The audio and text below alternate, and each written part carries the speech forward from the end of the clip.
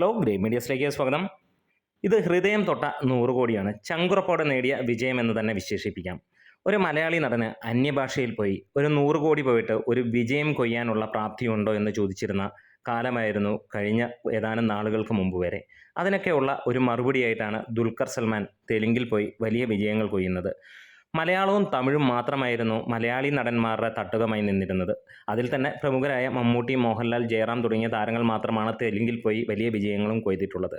അതിനപ്പുറത്തേക്ക് ആർക്കും ഒരു വിജയം കൊയ്യാൻ കഴിഞ്ഞിട്ടില്ല എന്നുള്ളതാണ്. പലപ്പോഴായി പ്രധാന സിനിമകളിൽ ചെറിയ ചെറിയ റോളുകളിലൂടെ വന്ന് വലിയ സിനിമകളുടെ ഭാഗമാകാൻ ഒരുപാട് മലയാളികൾക്ക് കഴിഞ്ഞിട്ടുമുണ്ട്. ഇവിടെ ലക്കി ഭാസ്കർ നേടിയിരിക്കുന്നത് വലിയ ഒരു വിജയം തന്നെയാണ്. തുടർച്ചയായിട്ടുള്ള 3ാമത്തെ വിജയമാണ് തെലുങ്കിൽ ദുൽഖറിൻ്റെ വക.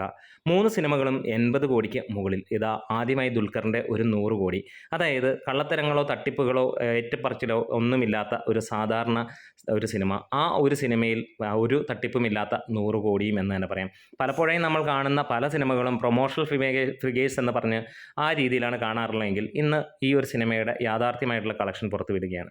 അതിനോടൊപ്പം തന്നെ ഒരു കാര്യം വരികയാണ്. ആന്ധ്ര തെലുങ്കാനയിൽ 3ാം വാരത്തിലേക്ക് കിടക്കുന്ന ഈ സിനിമ 550-ന് മുകളിലുള്ള ഷോകളും ഹൈദരാബാദിൽ 190ഓളം ഷോകളുമാണ് 3ാം വാരം കളിക്കുന്നത്. തമിഴ്നാട്ടിൽ വെറും 75 ഷോ വെച്ച് തുടങ്ങിയ ഒരു സിനിമ 1200-ന് മുകളിലുള്ള ഷോകളിലേക്ക് എത്തുകയും ചെയ്തിരുന്നു.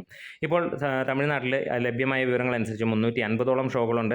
ചെന്നൈയിൽ മാത്രമായിട്ട് 90-ന് മുകളിലുള്ള ഷോകളുണ്ട് എന്നുള്ളതാണ്. കേരളത്തിൽ 200-ന് മുകളിലുള്ള ഷോയും കൊച്ചിയിൽ 50ഓളം ഷോകളുമുണ്ട്. ഒരുപക്ഷെ അത് ഇനിയും കൂടാം എന്നുള്ളതാണ് ഇന്ന് വരുന്ന റിപ്പോർട്ടുകൾ. ഇന്ന് റിലീസായ കങ്കുവ എന്ന സിനിമയെ ഡിപ്പെൻഡ് ചെയ്ത് തന്നെയായിരുന്നു ഇതിൻ്റെയൊക്കെ തിയേറ്റർ കൗണ്ട് കുറഞ്ഞത്. ഈ സിനിമ മാത്രമല്ല, ഈ ഒരു കാലഘട്ടത്തിൽ അതിനോടൊപ്പം ഇറങ്ങിയ എല്ലാ സിനിമകളുടെയും ഷോ കൗണ്ടുകൾ കുറഞ്ഞു. പക്ഷേ ഈ സിനിമ അത്രത്തോളം ഗംഭീരമായില്ല എന്ന റിപ്പോർട്ടുകൾ വരുമ്പോൾ ബാക്കിയുള്ള സിനിമകൾക്കെല്ലാം തന്നെ ആ തിയേറ്ററുകൾ തിരിച്ച് കിട്ടും എന്നുള്ളത് തന്നെയാണ്. GCCയിൽ 200-ന് മുകളിലുള്ള ഷോകളാണ് ഇന്ന് സിനിമയ്ക്കുള്ളത്. കർണാടകത്തിൽ 150-ന് മുകളിലുള്ള ഷോകൾ, ബാംഗ്ലൂരിൽ മാത്രമായിട്ട് 100 ഷോകൾക്കും മുകളിലുമാണ്. സിനിമ 100 കോടി നേടിയോ എന്നുള്ളൊരു ചോദ്യം. കഴിഞ്ഞ ഞായറാഴ്ചയോടെ തന്നെ 96 കോടിക്ക് മുകളിലെത്തിയ സിനിമ ബുധനാഴ്ച വരെ ദുൽഖറോ അല്ലെങ്കിൽ അതിൻ്റെ അണിയറ പ്രവർത്തകരിൽ നിന്നോ നമുക്ക് യാതൊരു അപ്ഡേറ്റും കിട്ടിയിരുന്നില്ല.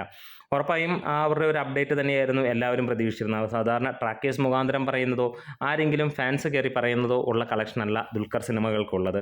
പ്രത്യേകിച്ച് സീതാരാമം പോലെയുള്ള ഏറ്റവും വലിയ ഹിറ്റായ സിനിമയ്ക്ക് 98 കോടി നിന്നപ്പോൾ സിമ്പിളായി വേറെ ഏത് നടനാണെങ്കിലും ഏത് പ്രൊഡക്ഷൻ കമ്പനിയാണെങ്കിലും അത് 100 കോടി എന്ന് എഴുതാം. അതിനകത്തിൽ വലിയ തെറ്റുകളൊന്നുമില്ല. കാരണം 2 കോടിയാണ്. 98 കോടി നേടിയ സിനിമയ്ക്ക് 100 കോടി എന്ന് വിളിക്കുന്നതിനകത്തിൽ തെറ്റുണ്ടെന്ന് എനിക്ക് തോന്നാറില്ല. നിങ്ങൾക്ക് അത് അഭിപ്രായത്തിലൂടെ എഴുതാം. 102 കോടി കിട്ടുന്നതിനെ നമ്മൾ 100 കോടി എന്ന് തന്നെയാണ് പറയുന്നത്.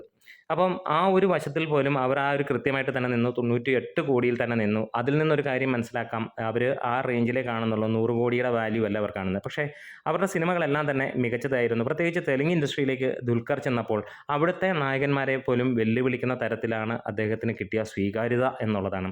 അദ്ദേഹം അവിടെ നേടിയെടുത്തതെന്നല്ല, അവിടുത്തെ ജനങ്ങൾ നൽകിയതാണ് ആ സ്വീകാര്യത. തമിഴിലും നമുക്ക് കാണാൻ കഴിഞ്ഞത് അതുതന്നെയാണ്. ഈ സിനിമ ഇറങ്ങി വെറും 75 ഷോകളുള്ളപ്പോൾ തമിഴ്നാട്ടിലെ ജനങ്ങളുടെ ആവശ്യമായിരുന്നു ഈ സിനിമയ്ക്ക് കൂടുതൽ ഷോ വേണമെന്നുള്ളത്. സാധാരണക്കാരായ നമ്മളെല്ലാവരും ചിന്തിക്കും ഒരു 100, 150, 500 വരെ എത്തും. പക്ഷേ 500-ൽ എത്തിക്കഴിഞ്ഞപ്പോഴും അവിടെ അവർ മുറവിളിക്കൂട്ടി. അങ്ങനെ 1200-ന് മുകളിലുള്ള ഷോകളിലേക്ക് എത്തി. തമിഴ്നാട്ടിൽ നിന്ന് മാത്രം 10 കോടിയിലേക്ക് സിനിമ എത്തിയിരിക്കുന്നു. കേരളത്തിൽ നിന്ന് 18 കോടിക്ക് മുകളിലുമായിരിക്കുന്നു. 20-25 കോടിയാണ് നമ്മൾ പ്രതീക്ഷിക്കുന്ന കേരളത്തിൽ നിന്നെങ്കിൽ അത് ഈസി ആയിട്ട് എത്തും. ഒരുപക്ഷെ 25 കോടി തന്നെ എത്തും. 20 ഒരു മെയിനായിട്ട് ചിന്തിച്ചെങ്കിൽ 25 വരെ എത്താനുള്ള എല്ലാ ചാൻസുകളും കാണുന്നുണ്ട്. സിനിമ തുടർന്നും വലിയ രീതിയിൽ മുന്നോട്ട് കുതിക്കുമെന്നുള്ളതാണ്. ആഴ്ചകളോളം സിനിമ തിയേറ്ററുകളിലുണ്ടാവും. പ്രത്യേകിച്ച് തെലുങ്ക് ഏരിയയിൽ വലിയ രീതിയിലുണ്ടാവും. ഹിന്ദി വെർഷൻ ഇതുവരെ ഇറങ്ങിയിട്ടില്ല എന്നുള്ളതാണ് മറ്റൊരു കാര്യം. അതായത് ദുൽഖറിൻ്റെ പല സിനിമകളും അങ്ങനെ തന്നെ നമുക്ക് കാണാൻ കഴിയുന്നു. സീതാരാമം പോലും ഹിന്ദിയിൽ പിന്നീടാണ് ഇറങ്ങിയത്. ഹിന്ദിയിൽ നിന്ന് മാത്രമേ ആ സിനിമ 10 കോടിക്ക് മുകളിൽ അന്ന് കളക്ട് ചെയ്തതാണ്. തീർച്ചയായും ഈ സിനിമ ഇറങ്ങുമ്പോഴും അതിന് മുകളിലേക്കുള്ള കളക്ഷൻ നേടും എന്നുള്ളതാണ്. എന്തായാലും ഇതൊരു ചങ്കുറപ്പോടെ നേടിയ വിജയമാണ്. ഒരു മലയാളിയുടെ അഹങ്കാരമാണ് എന്ന് തന്നെ പറയാം. വേറെ ഒന്നുമല്ല, ഒരിക്കലും നമ്മൾ ചിന്തിച്ചിട്ട് പോലുമില്ല സൗത്ത് ഇന്ത്യ, നോർത്ത് ഇന്ത്യ അല്ലെങ്കിൽ ഭാഷകൾക്കെല്ലാം അതിർവരമ്പ് സൃഷ്ടിച്ചിരുന്ന കാലത്തെ പൊളിച്ചിറക്കിക്കൊണ്ട് ഒരു നടൻ മലയാളത്തിൽ നിന്ന് അന്യഭാഷയിൽ പോയി 100 കോടി നേടുമ്പോൾ, ഒരു വിജയം നേടുമ്പോൾ അത് ഓരോ മലയാളിയുടെയും അഹങ്കാരം തന്നെയാണ്. അവിടെ ദുൽഖർ ഫാനാണോ ദുൽഖർ ഹേറ്ററോ എന്നുള്ളതല്ല, പക്ഷേ ഒരു മലയാളി എന്ന പൂർണ്ണമായ അഹങ്കാരം തന്നെ. നമ്മുടെ വീഡിയോസ് ഇഷ്ടമായെങ്കിൽ ഒന്ന് സപ്പോർട്ട് ചെയ്ത് തരണം. തീർച്ചയായും സബ്സ്ക്രൈബ് ചെയ്ത് തരണം. Great medias.